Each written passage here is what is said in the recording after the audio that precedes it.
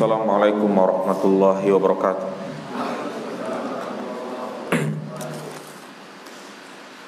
Innal hamdalillah nahmaduhu wa nasta'inuhu wa nastaghfiruh wa na'udzu billahi min shururi anfusina wa min sayyiati a'malina may yahdihillahu fala mudilla lahu wa may yudlil fala hadiya lahu.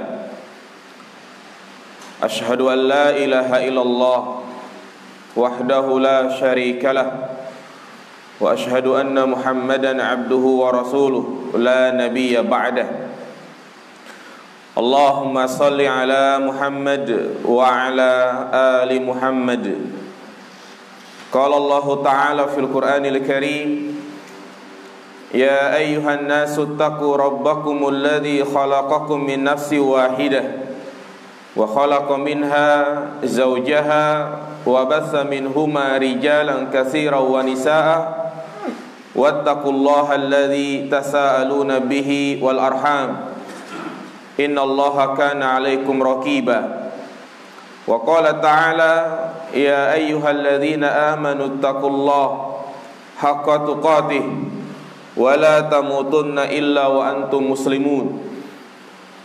Wa qala Nabi sallallahu alaihi wasallam, fa inna asdaqal hadisi kitabullah wa khairal hadi hadi Muhammadin sallallahu alaihi wasallam wa syarrul umuri muhdatsatuha fa inna kulla muhdatsatin bid'ah fa inna kulla bid'atin dhalalah wa kulla dhalalatin finnar.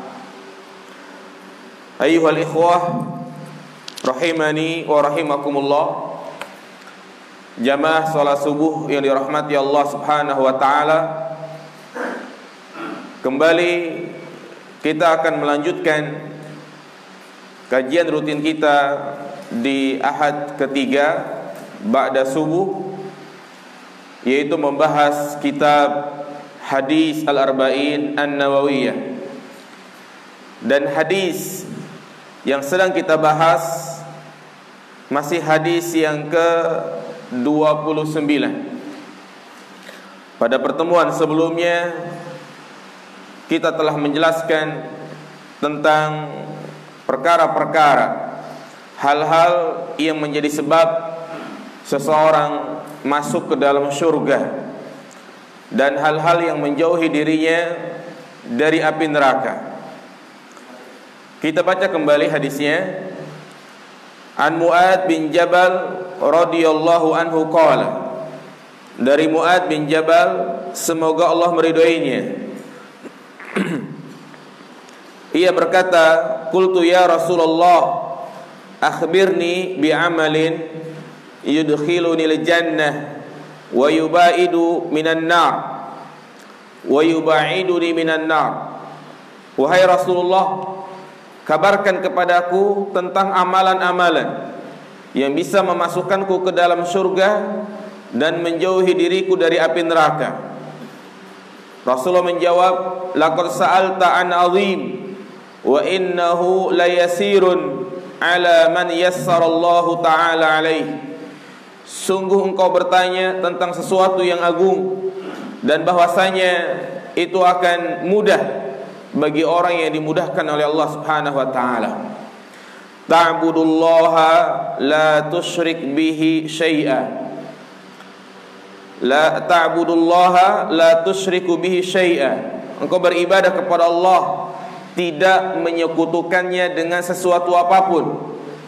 Wa tuqimus shalah, mendirikan salat.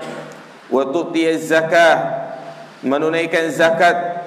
Wa tasumu Ramadan, berpuasa di bulan suci Ramadan.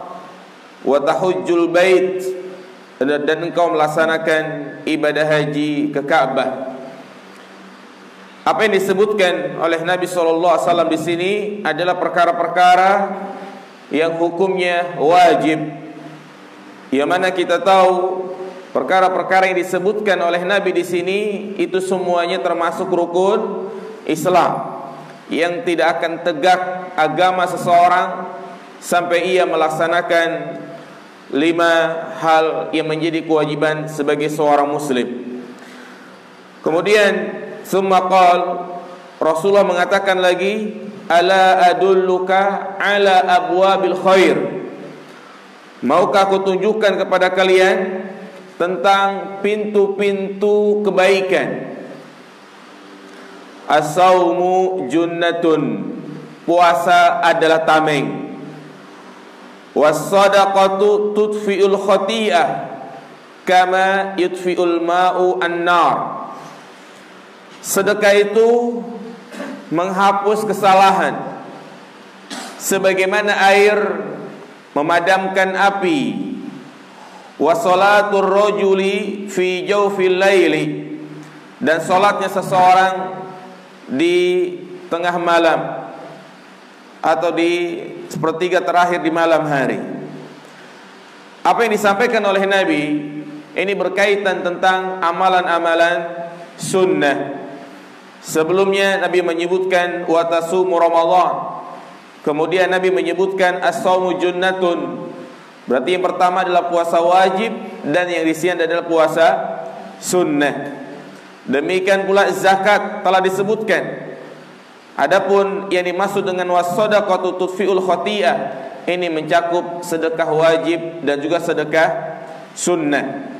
Dan memang inilah pada prinsipnya bahwasanya kita tidak hanya disuruh untuk mencukupkan dengan amalan-amalan yang wajib saja, tapi kita juga diperintahkan untuk semangat berlomba-lomba melakukan amal yang sifatnya sunnah. Tujuannya adalah untuk menyempurnakan ibadah-ibadah yang wajib, karena terkadang ibadah-ibadah yang wajib yang kita lakukan terdapat kekurangan, tidak sempurna. Maka untuk menyempurnakan ibadah-ibadah tersebut yaitu dengan melakukan amalan-amalan yang sifatnya sunnah. Kemudian selanjutnya summa qala, Rasulullah menyampaikan, ala ukhbiruka bi ra'sil amri wa amudi wa zirwati sanami, maukah aku kabarkan kepada kalian tentang pokok segala urusan, tiangnya dan juga puncaknya. Qultu bala ya Rasulullah. Mu'ad menjawab, tentu wahai Rasulullah. Ra'sul amri al-islamu wa amuduhu as-salah wa zirwatu sanamihi al-jihad. Pokok segala urusan adalah Islam. Pokok segala urusan adalah Islam. Artinya Islam ini yang menjadi syarat utama diterimanya amal ibadah kita. Aktivitas apapun yang dilakukan oleh seorang hamba itu tidak akan diterima oleh Allah Subhanahu wa ta'ala kalau ia belum memeluk agama Islam. Wa amuduhu as-salat, tiangnya adalah salat. Sehingga sering kita mendengar ada hadis yang berbunyi as-salatu imaduddin, tapi ternyata hadis ini adalah hadis yang tidak sahih. Kalau kita ingin menyatakan salat adalah tiang agama, ya ini wa amudu as-salah, tiangnya adalah salat. Bahkan dari sini para ulama menyebutkan orang yang meninggalkan salat dihukumi kafir, karena Nabi menyebutkan tiang. Sebagaimana sebuah bangunan itu tidak akan tegak, akan roboh kalau tidak ada tiangnya. Maka jika memang sholat ini ada tiang agama, harusnya kita betul-betul memiliki perhatian yang sangat besar terhadap sholat. Jangan sampai meninggalkan atau jangan jadikan sholat itu hanya sekedar rutinitas belaka. Artinya betul-betul kita bersungguh-sungguh untuk mengerjakan sholat, mencakup di dalamnya melakukan rukun-rukun, kewajiban-kewajiban, sunnah-sunnah.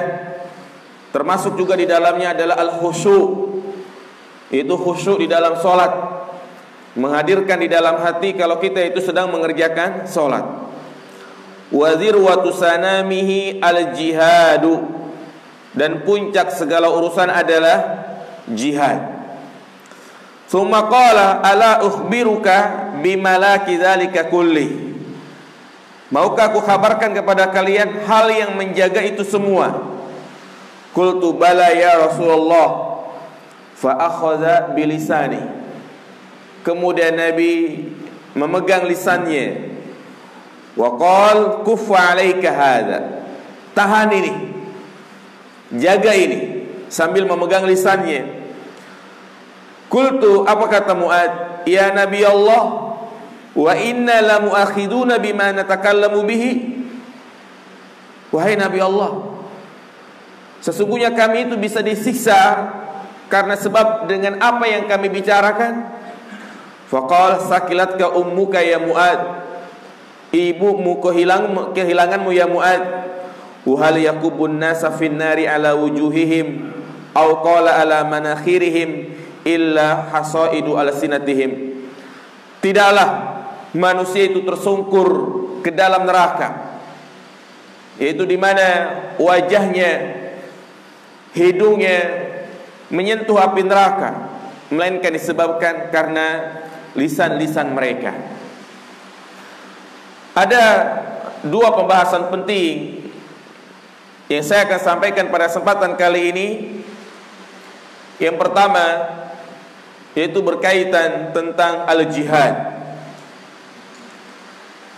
Yang kedua berkaitan tentang pentingnya menjaga lisan. Rasulullah menyebutkan wazirwatu sanamihi al-jihad. Jadi puncak segala urusan adalah al-jihad.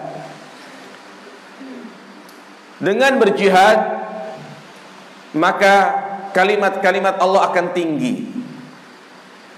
Islam tersebar ke penjuru negeri. Dengan disyariatkannya jihad, syiar-syiar Islam akan menyebar kemana-mana. Dan itulah apa yang dilakukan oleh Nabi SAW. Kalau kita membaca sejarah Rasulullah SAW dan juga para sahabatnya, khulafa rasyidin dan orang-orang setelahnya, kita tidak lepas dari membaca sejarah tentang jihad, peperangan.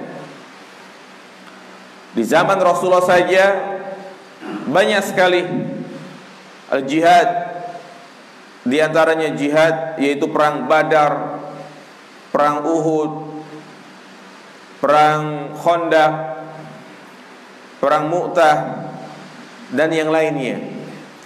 Demikian pula di zaman Khulafa Rasyidin. Nah, ini menunjukkan kepada kita bahwa jihad di medan perang melawan orang-orang kafir, memerangi orang-orang musyrikin, itu bagian dari syariat Islam.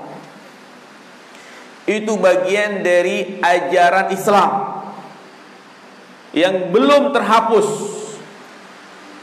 Artinya syariat ini masih terus berlaku sampai kapan? Sampai hari kiamat. Wal jihadu madin ila yaumil qiyamah.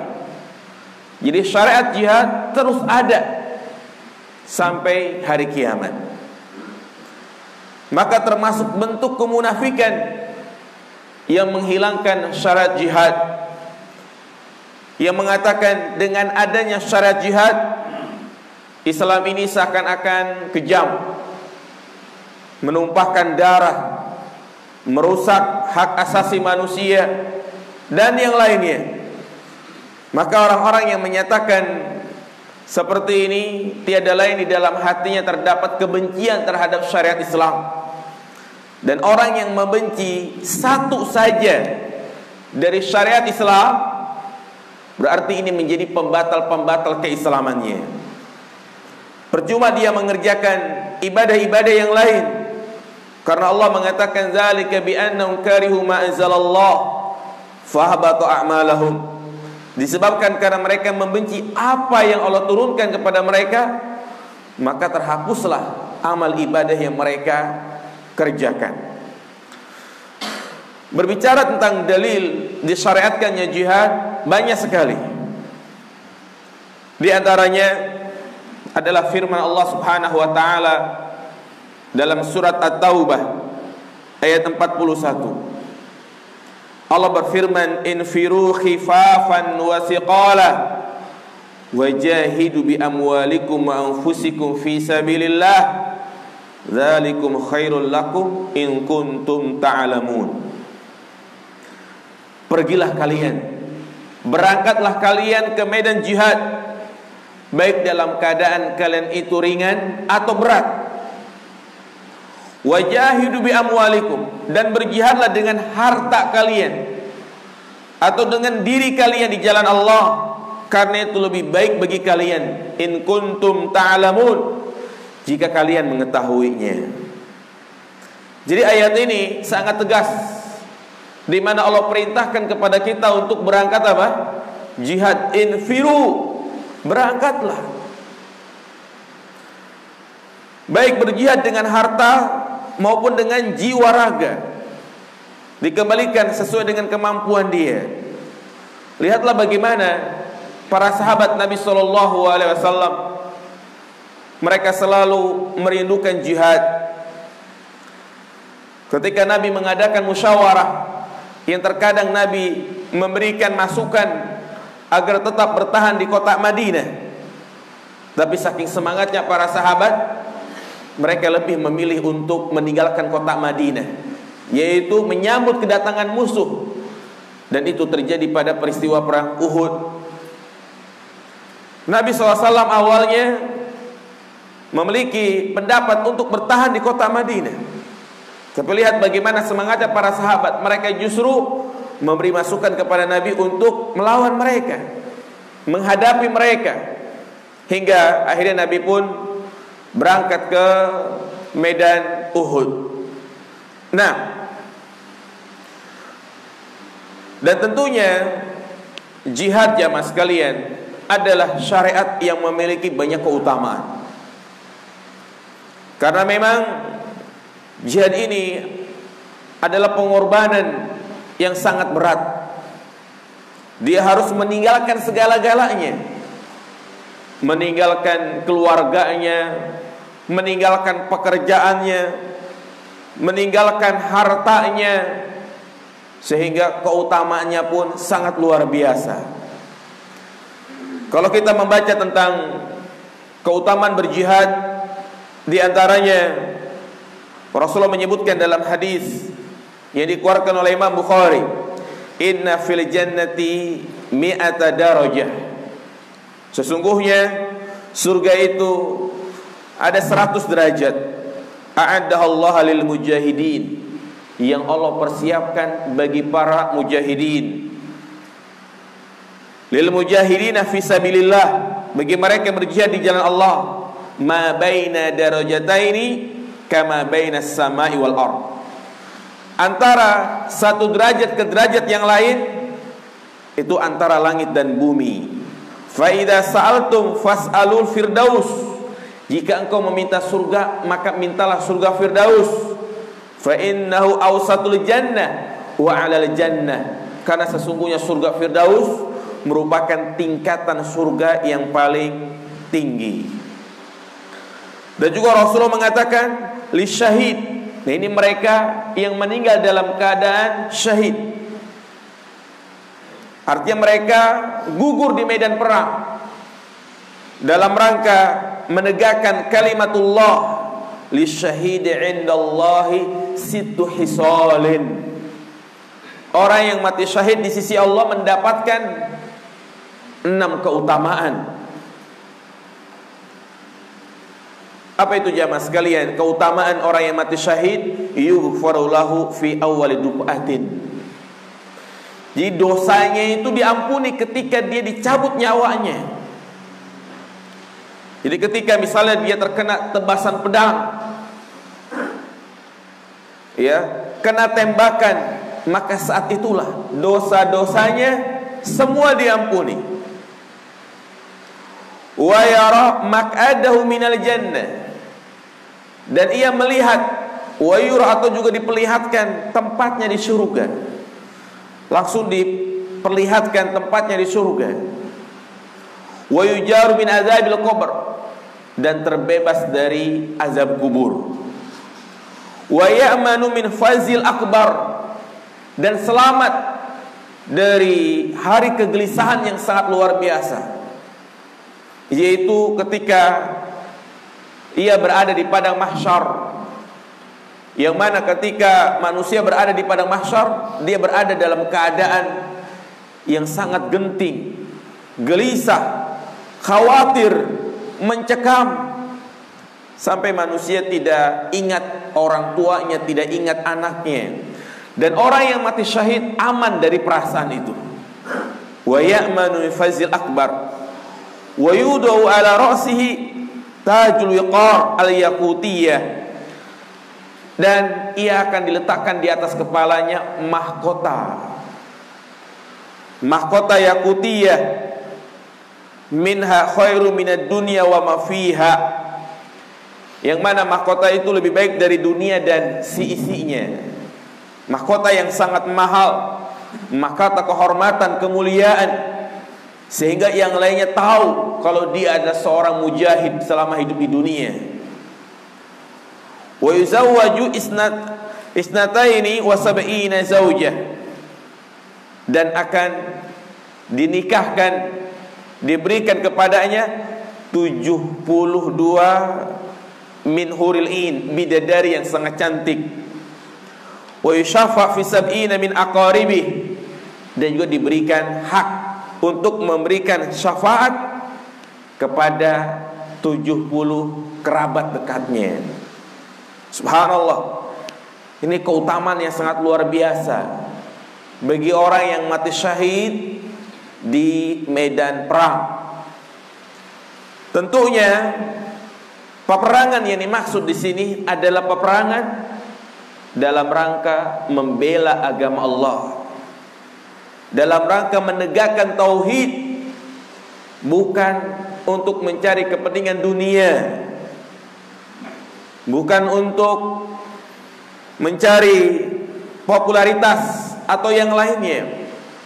Karena sesungguhnya jihad yang merupakan syariat yang sangat agung, tetapi kalau tujuannya tidak ikhlas, ingin disebut sebagai pahlawan, ingin dikatakan sebagai seorang pemberani, maka amalan tersebut sia-sia di mata Allah Subhanahu wa ta'ala. Tidak akan memiliki asar kebaikan sama sekali. Iya.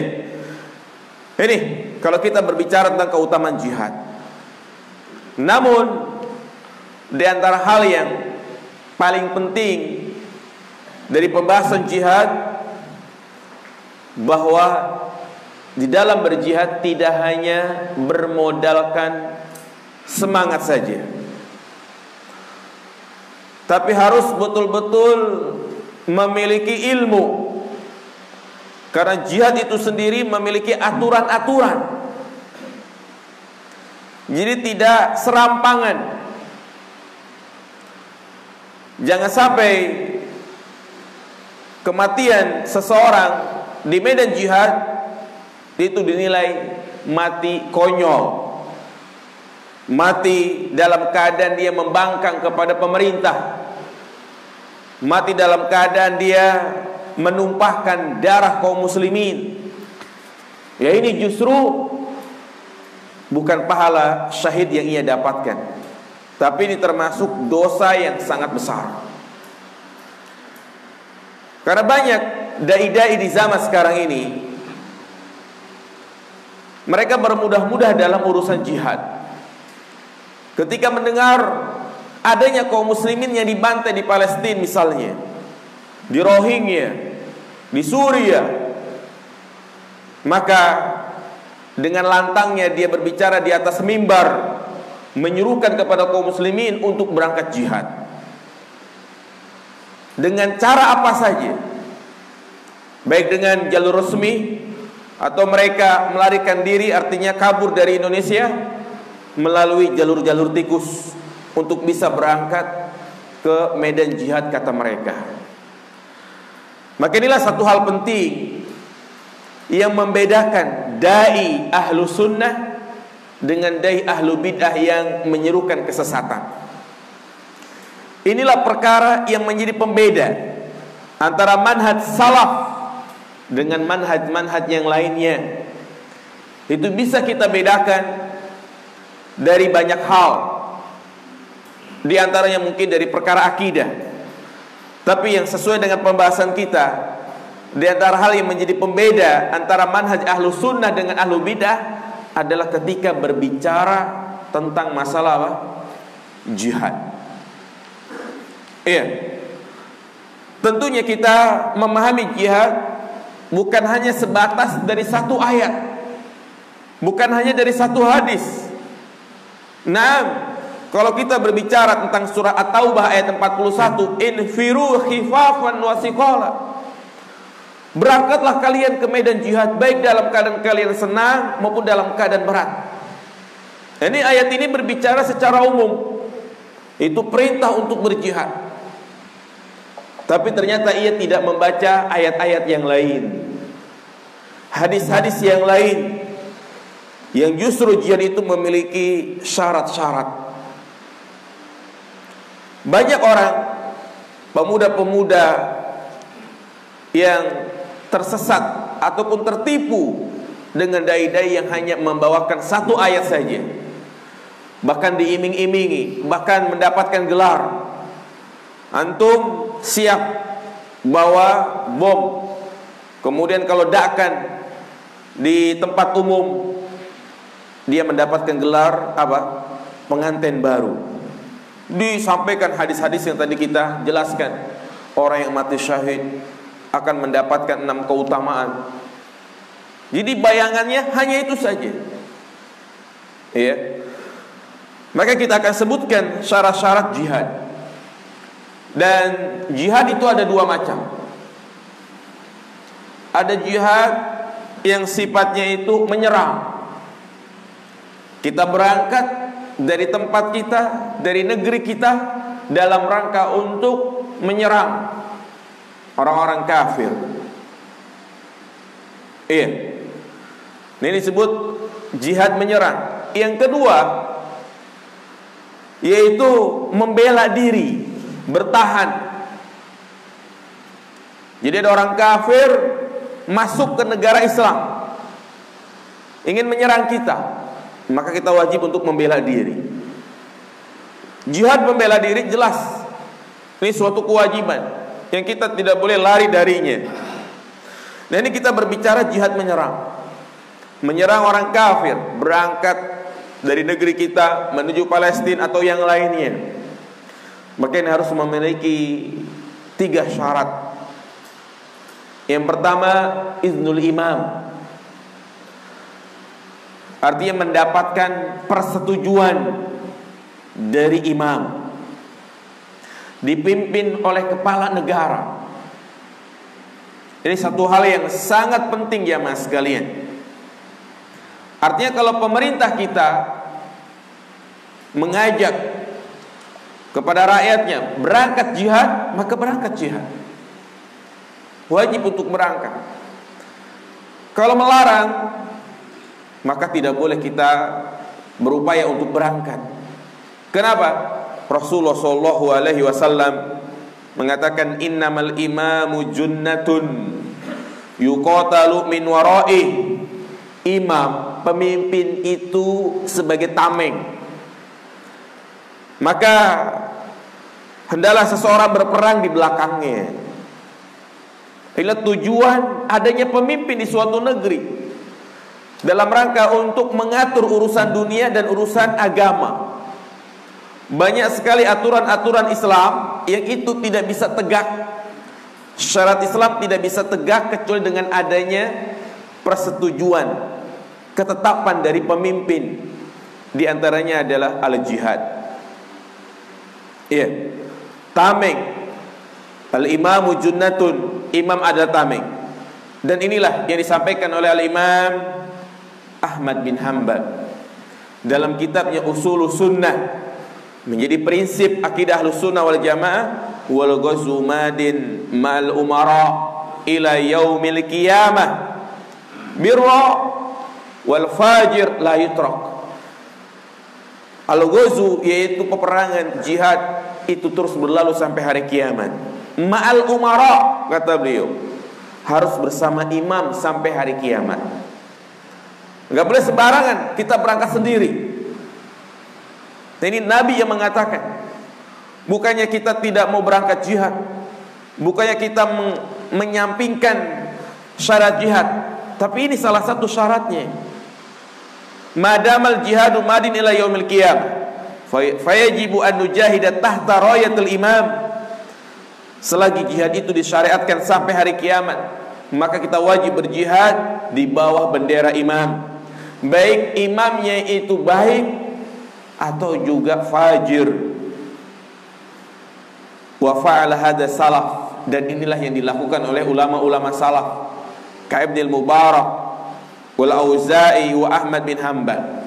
Nah, bahkan hal ini juga diperkuat dengan ayat Al-Qur'an, yaitu surat At-Taubah ayat 38. Allah Subhanahu wa taala mengatakan, ya ayyuhalladzina amanu ma lakum idza qila lakum infiru fi sabilillah. Wahai orang-orang yang beriman, apa sebabnya apabila dikatakan kepada kalian infiru fisabilillah, berangkatlah berjihad di jalan Allah, saqaltum ilal ard, kalian merasa berat, lebih memilih tinggal di tempat kalian, araditum bil hayati dunya minal akhirah, apa kalian ridho dengan kehidupan dunia dari kehidupan akhirat? Fama mataul hayati dunya fil akhirah illa qalil. Tidaklah kehidupan dunia, kenikmatan dunia dibandingkan dengan kehidupan akhirat itu sangatlah sedikit. Allah katakan di sini, idza qila lakum, apabila dikatakan kepada kalian, infiru, berangkatlah. Siapa yang menyuruh mengatakan, siapa yang mengatakan infiru, berangkatlah? Pemimpin. Karena ia tahu strategi, keadaan, kemampuan pasukannya. Iya. Demikian pula Rasulullah mengatakan, wa idza ustunfirtum fanfiru, apabila pemimpin kalian meminta kalian untuk berangkat. Ya, fa idza ustunfirtum, jika kalian diminta untuk berangkat. Jadi ini syarat yang pertama. Dan pemimpin yang dimaksud di sini adalah pemimpin yang sah, pemimpin yang disepakati oleh kaum muslimin. Karena para ulama memberikan syarat pemimpin yang berhak untuk kita taati, yang wajib untuk kita ikuti, yang terkumpul di dalamnya 3 syarat. Ayyakuna ma'luman, ayyakuna dzu sultanin, ayyakuna lahu quwwah.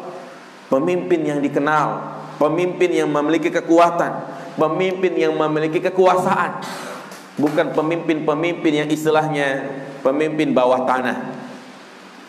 Bukan pemimpin jamaahnya tersendiri, bukan pemimpin kelompok, tapi pemimpin yang dikenal. Siapa pemimpin kita jamaah sekalian? Pak Jokowi. Maka itulah pemimpin yang kita pegang omongannya. Kalau tidak ada ketetapan secara tertulis, tidak ada omongan untuk berangkat jihad dari beliau, maka kita tidak boleh berangkat. Bukan jamaah-jamaah tersendiri yang kadang pemimpin dari jamaah tersebut meminta untuk berangkat jihad. Maka ini bukan pemimpin yang sah. Justru ini adalah pemimpin sempalan. Makanya kalau ada kelompok-kelompok orang yang mengajak kita untuk berbaiat kepada pemimpinnya, maka jelas itu adalah kelompok yang sesat. Karena tidak ada 2 kepemimpinan dalam satu negara. Makanya Nabi menyebutkan, jika ada 2 pemimpin, maka bunuhlah salah satunya. Iya. Ini yang pertama. Syarat yang kedua, ayyakuna dzu sultanin. Jadi harus memiliki kekuasaan. Naam. Jadi syarat yang kedua, berangkat jihad itu syaratnya harus memiliki kekuasaan. Seperti halnya yang dilakukan oleh Nabi SAW. Ketika Nabi belum memiliki kekuasaan, Nabi tidak berangkat jihad. Pernah nggak kita membaca sejarah Rasulullah melakukan jihad ketika beliau tinggal di Mekah? Beliau tinggal di Mekah selama berapa tahun? 13 tahun. Dari masa diutusnya beliau sebagai Rasul. Dan 13 tahun beliau di Mekah tidak melakukan jihad. Nggak ada yang namanya beliau menyuruh para sahabat untuk melawan orang-orang kafir Quraisy. Tidak ada. Karena belum memiliki kekuasaan. Kemudian perintah untuk hijrah ke Madinah. Baru ketika Nabi memiliki kekuasaan, memiliki pasukan, memiliki pengikut yang banyak, barulah Allah Subhanahu wa ta'ala perintahkan untuk berjihad. Yaitu pada tahun kedua, ketiga Hijriyah. Peperangan yang pertama kali ada perang apa? Perang Badar. Kemudian diikuti dengan peperangan-peperangan yang lainnya. Perang Uhud, perang Ahzab atau perang Khandaq, ya, dan yang lainnya. Nah, jadi ini syarat yang kedua, harus memiliki apa? Kekuasaan. Dan yang ketiga, memiliki kekuatan. Memiliki kekuatan. Siapakah yang menentukan kalau kaum muslimin, pasukan kaum muslimin itu memiliki kekuatan? Tentu adalah pemerintah. Pemerintah yang menimbang-nimbang apa kekuatannya sudah pas atau belum. Karena mereka yang mengetahui jumlah pasukan, senjatanya seperti apa, bagaimana musuhnya, berapa jumlah mereka, jenis senjata apa saja yang mereka sudah miliki. Apalagi zaman sekarang, ya, berperang itu bukan seperti dulu jarak dekat pakai pedang, tapi sekarang jauh-jauhan pakai rudal, bom dan yang lainnya. Jadi harus memiliki kekuatan. Lihat pada perjanjian Hudaybiyah. Ya, perjanjian Hudaybiyah, di mana saat itu ada pemimpin. Siapa? Rasulullah SAW. Dan juga memiliki pasukan 1.300. Tapi ternyata Nabi tidak menyuruh untuk berjihad. Karena Nabi melihat jumlah orang-orang musyrikin lebih banyak. Jumlah itu sekitar 10.000 lebih. Dan kan kaum muslimin hanya 1.300. Saat itu Umar bin Khattab udah gatal tangannya, udah gatal hatinya ingin berperang melawan mereka. Makanya ia berkata kepada Nabi, apakah kita terima kehinaan dalam beragama? Bukankah kalau kita mati melawan mereka, yaitu melawan orang-orang kafir Quraisy, kita mati dalam keadaan syahid? Maka Rasulullah mengatakan, aku adalah Rasulullah, dan Allah lah yang memerintahkan seperti itu. Artinya Rasulullah diperintahkan untuk menahan, jangan berperang, sabar, tunggu. Enggak puas dengan jawaban Rasulullah, Umar menuju Abu Bakar, sama. Abu Bakar mengatakan, aku sesuai dengan apa yang dijawab oleh Rasulullah. Lihat, model Umar aja semangatnya luar biasa. Ya, tetapi subhanallah, Umar mendengarkan orang yang lebih mulia darinya. Umar betul-betul, ya, mencerna dengan baik. Beliau betul-betul mengilmui masalah ini. Beliau tidak serta-merta membuat pasukan sendiri, membuat geng sendiri, tidak mengatakan biarin, Nabi tidak mengizinkan, kita berangkat aja sendiri. Tidak mengatakan seperti itu, tapi bersabar. Kenapa? Karena Rasulullah saat itu belum memiliki kekuatan. Ya. Nah, demikian pula nanti di akhir zaman, setelah Nabi Isa, Imam Mahdi berhasil membunuh Dajjal, jika saat itu kaum muslimin dalam keadaan berjaya, sampai disebutkan bingung orang mau bayar zakat kemana, karena semuanya udah pada kaya sejahtera. Kemudian selanjutnya Allah Subhanahu wa taala mengeluarkan apa jemaah? Ya'juj dan Ma'juj. Jadi Ya'juj dan Ma'juj itu muncul setelah Dajjal. Dajjal mati baru muncul Ya'juj dan Ma'juj. Pasukan yang sangat banyak. Lihat apa yang disampaikan oleh Nabi SAW tentang mereka. Apakah Imam Mahdi melawan pasukan tersebut? Tidak. Ternyata Allah perintahkan untuk berlindung kemana? Ke atas bukit, ke atas gunung. Karena merasa, artinya dia tahu jumlahnya itu sangat banyak, musuh jumlah sangat banyak, yang gak mungkin melawan mereka. Ya, jadi tidak mengapa lari dari medan perang kalau kondisinya seperti ini. Memang kalau kita membahas kitab Al-Kabair, termasuk dosa-dosa besar adalah at-tawalli yaumaz zahfi, yaitu lari dari medan perang. Ini termasuk dosa besar.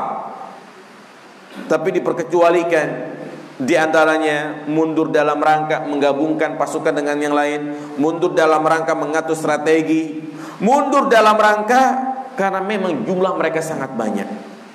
Allah memberikan keringanan. Artinya Allah perintahkan untuk berlindung ke atas bukit, dan situlah Imam Mahdi dan pasukannya berdoa kepada Allah, meminta agar Allah membinasakan Ya'juj dan Ma'juj. Maka Allah pun binasakan mereka. Nah, ini menjadi pelajaran yang sangat penting bahwa berperang itu harus memiliki apa? Kekuatan. Jadi 3 syarat utama. Ya, 3 syarat. Jadi gak serta-merta kita berangkat jihad. Jadi jihad itu bukan bermodalkan semangat saja, tapi harus memiliki aturan-aturan ilmu. Dan inilah bukti kita tunduk dan patuh kepada Allah Subhanahu wa taala, yaitu berjalan di atas syariat, berjalan di atas aturan-aturan yang sudah ditetapkan.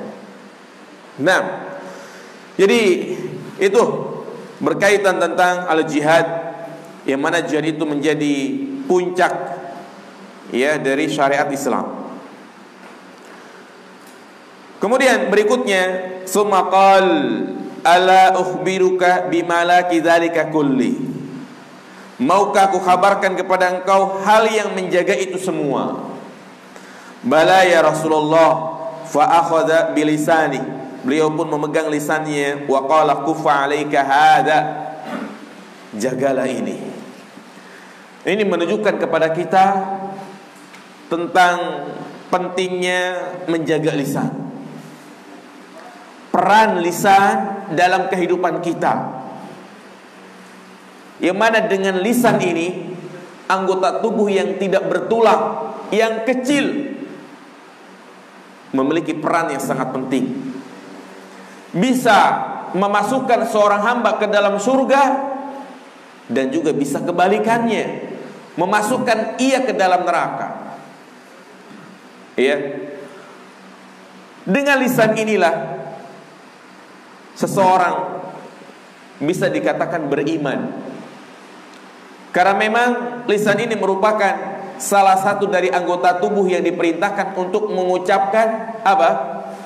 2 kalimat syahadat. Ya, syarat utama yang ini menjadi pokok keimanan, dia harus mengucapkan kalimat yang singkat, asyhadu alla ilaha illallah.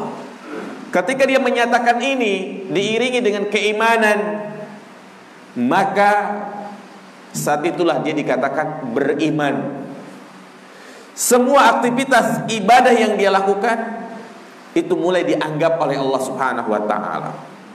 Makanya Abu Thalib, paman Rasulullah SAW, walaupun dia meyakini agama yang dibawa oleh Muhammad adalah agama yang benar, Tetapi karena dia meninggal dalam keadaan tidak mau mengucapkan kalimat la ilaha illallah, dia meninggal dalam keadaan kafir.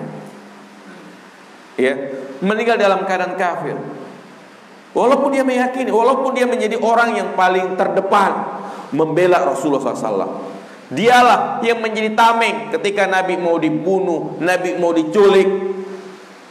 Dia yang pasang badan. Tapi dia meninggal dalam keadaan kafir karena tidak mau mengucapkan kalimat apa? La ilaha illallah. Ya. Makanya yang disuruh oleh Nabi kepada beliau ketika Nabi berada di sisinya, ya ammi, kul la ilaha illallah. Rasul mengatakan kul, katakanlah. Tidak mengatakan i'taqid, yakinilah. Bisa dipahami jamaah sekalian? Tidak mengatakan i'taqid, yakinilah. Karena sudah yakin Abu Thalib. Tapi dikatakan kepada Nabi, kul, katakanlah. Ini pentingnya apa? Al-lisan. Kalau orang sudah mengucapkan kalimat la ilaha illallah, hartanya, kehormatannya, darahnya terjaga. Tidak boleh kita ambil hartanya, tidak boleh dirusak kehormatannya. Rasulullah mengatakan umirtu an uqatilan nas hatta yashhadu an la ilaha illallah. Aku diperintahkan untuk memerangi manusia sampai mereka mengucapkan kalimat la ilaha illallah. Lisan yang bisa menyebabkan kita masuk ke dalam surga. Lisan merupakan anggota tubuh yang paling ampuh untuk berdakwah, alat yang paling utama untuk kita jadikan untuk berdakwah. Man ra'a minkum munkaran falyughayyirhu biyadihi. Jika kalian melihat kemungkaran maka rubahlah dengan tangannya. Jika tidak mampu maka rubahlah dengan apa? Lisannya. Makanya Allah Subhanahu wa taala memuji orang-orang yang menggunakan lisannya untuk berdakwah, mengajak kepada kebaikan, menegakkan amar ma'ruf nahi munkar. Wa man ahsanu qaulan mimman da'a ilallah wa amila sholiha. Siapakah yang paling bagus ucapannya daripada orang yang menggunakan ucapannya itu untuk berdakwah, mengajak manusia kepada Allah dan melakukan amal soleh.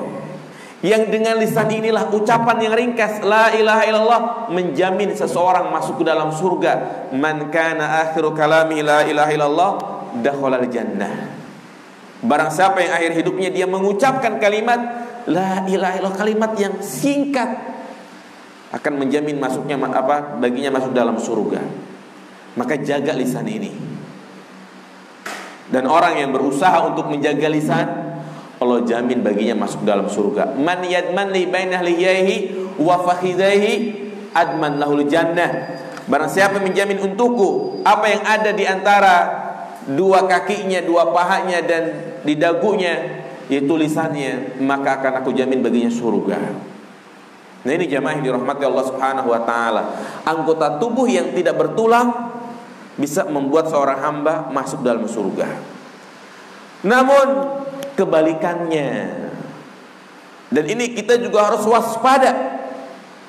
Kenapa? Karena dengan lisan ini pula orang itu bisa masuk ke dalam neraka. Pantas kalau Nabi mengatakan di sini, wa hal yaqubun nas fin nari ala wujuhihim aw qala ala manakhirihim illa hasaidu alsinatihim. Jadi orang itu bisa terjerumus ke dalam neraka karena sebab lisannya. Banyak hadis-hadis yang memperingatkan masalah ini. Bukan hanya ini saja. Nabi pernah mengatakan wa innal abda la yatakallamu bil kalimah min sukhtillah la yulqi laha balan yahwi biha ila jahannam.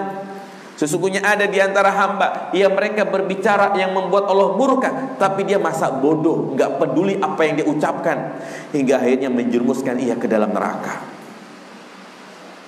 Karena sebab apa ini? Lisan. Aksar ma yadkhulun nas an-nar, kata Nabi, al-famu wal faraj. Kebanyakan manusia itu masuk neraka disebabkan karena dua anggota tubuh yang banyak orang terjerumus ke dalam neraka. Al-famu wal faraj. Mulut dan apa? Kemaluan. Mulut dan kemaluan. Ini dua anggota ini yang perlu kita jaga. Pokoknya banyak pujian-pujian mereka yang mampu menjaga kemaluannya. Walladzina hum li furujihim hafizun illa ala azwajihim aw ma malakat aymanuhum fa innahum ghairu malumin.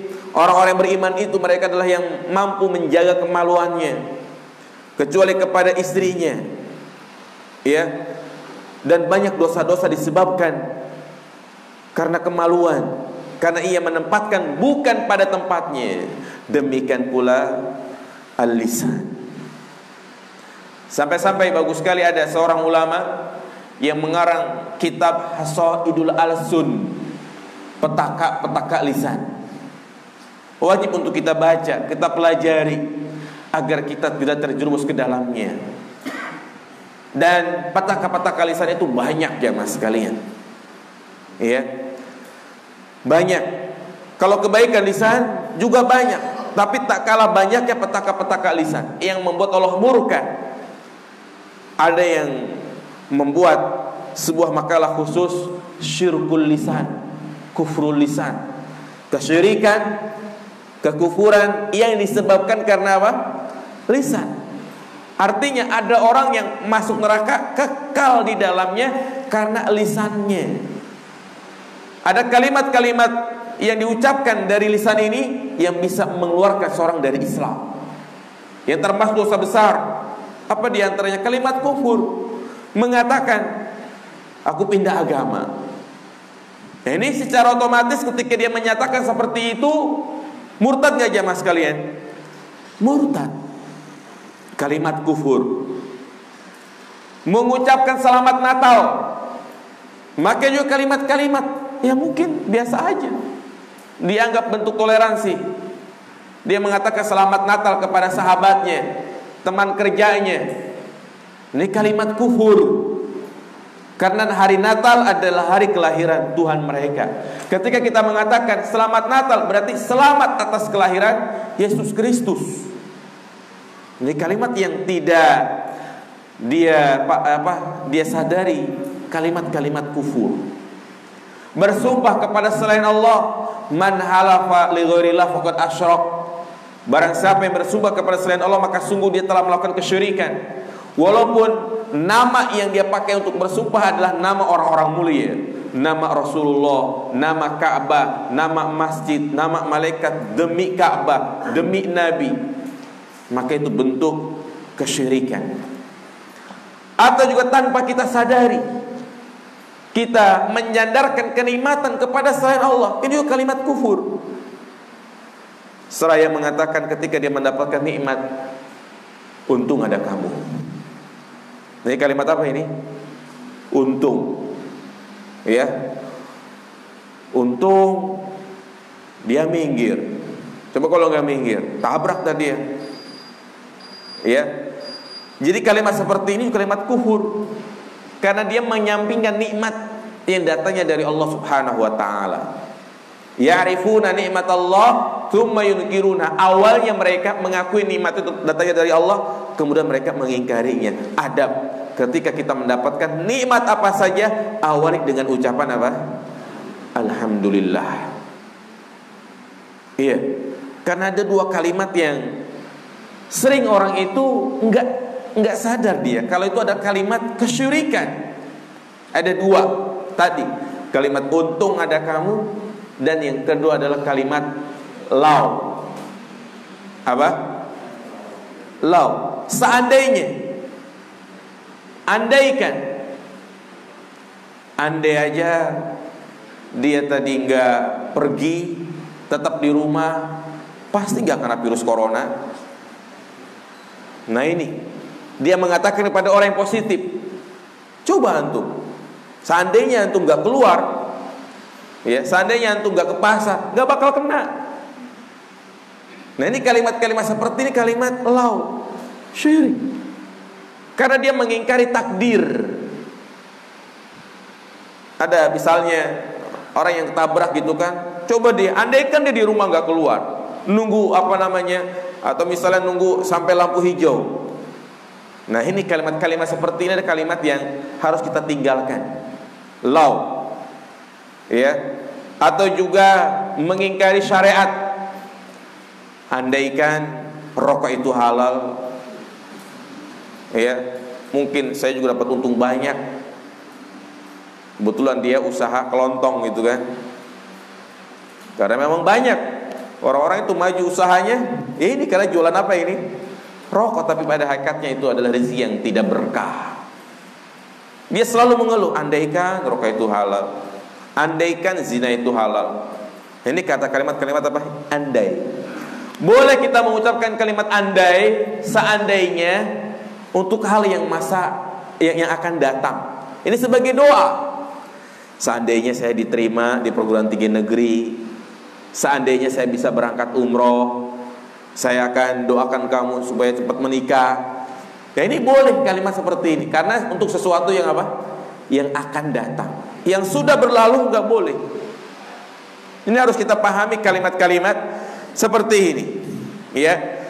Nah, demikian pula termasuk petaka lisan, yaitu ghibah, membicarakan keburukan orang lain, dusta, berbohong, mencela. Laisal mu'min bitta'ani walal la'ani walal fahishil baghi. Bukan seorang mukmin yang suka melaknat, yang suka mencela, yang suka berkata kotor. Bukan seorang mukmin. Orang mukmin itu menghiasi lisannya, membasahi lisannya dengan kalimat-kalimat zikir.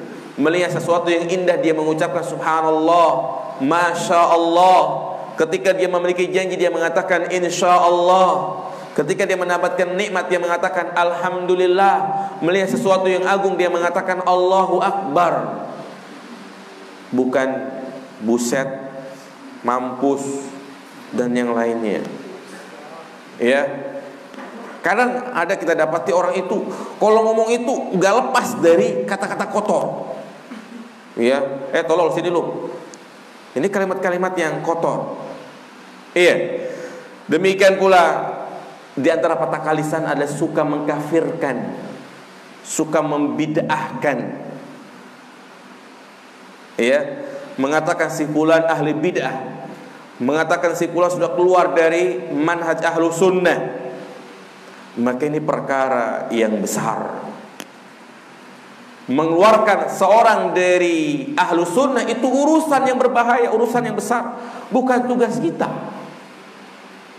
Makanya kita sebagai orang awam, sebagai seorang penuntut ilmu, ketika menghadapi informasi ataupun berita-berita ustadz ini tahzir ini, ustadz ini tahzir ini, kita jangan ikut-ikutan. Itu bukan ranah kita, bukan wilayah kita. Udah, kita fokus apa? Fokus belajar, fokus ngaji. Jangan ini menjadi bumbu di setiap kita berkumpul. Ya. Jadi ini petaka-petaka lisan sangat banyak. Nah, ini penting untuk dibaca. Kita apa tadi? Hasaidul alsun, petaka-petaka lisan. Iya. Barangkali itu faedah-faedah yang sangat bermanfaat. Ya, intinya dari apa yang saya sampaikan bahwa jihad adalah syariat yang sangat agung. Namun tentunya itu memiliki syarat. Kita tidak boleh sembrono dalam masalah jihad, karena ini berkaitan tentang maslahat yang sangat banyak. Demikian pula pentingnya kita menjaga apa? Menjaga lisan. Insyaallah pada pertemuan berikutnya kita akan membahas hadis yang ke berapa? 30, yaitu tentang kewajiban-kewajiban yang tidak boleh dilalaikan. Silakan yang mau bertanya, barangkali bisa ditulis atau langsung.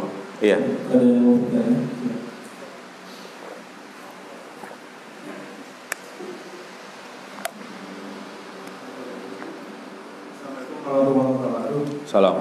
Terkait dengan tadi perkara lisan yang kadang kita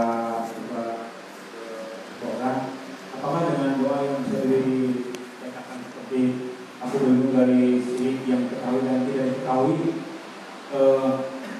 memungkinkan begitu saudara yang kita lupa hal tadi lisan yang tidak terjaga dengan doa itu mungkin bisa diampuni. Iya. Intinya salah satu penyakit lisan apa yang disebut dengan sabukul lisan, ya, atau juga anisyan, dan itu menjadi memang tabiat manusia, lupa, ya, lalai, dan diantaranya adalah ya terlontarkan dengan sendiri, seperti kegembiraan seseorang setelah kehilangan barangnya. Itu kan yang dikisahkan.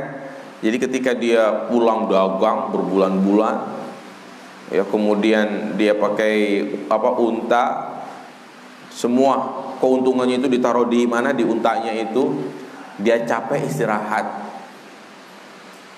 ya, kemudian terbangun sesuatu tidak sesuai dengan isi hatinya, ya. Yang kedua, ya, kadang seorang mengucapkan kalimat-kalimat itu karena tidak sengaja, lupa. Maka ketika dia sadar, dia ingat, cukup dia mengucapkan apa? Astagfirullah. Ya. Jadi kuncinya adalah mengucapkan astagfirullah.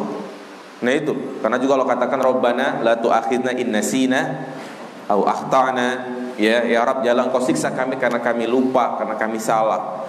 Jadi insyaallah termasuknya dengan doa tadi, ya,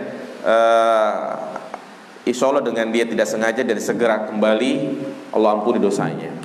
Jelas? Nah,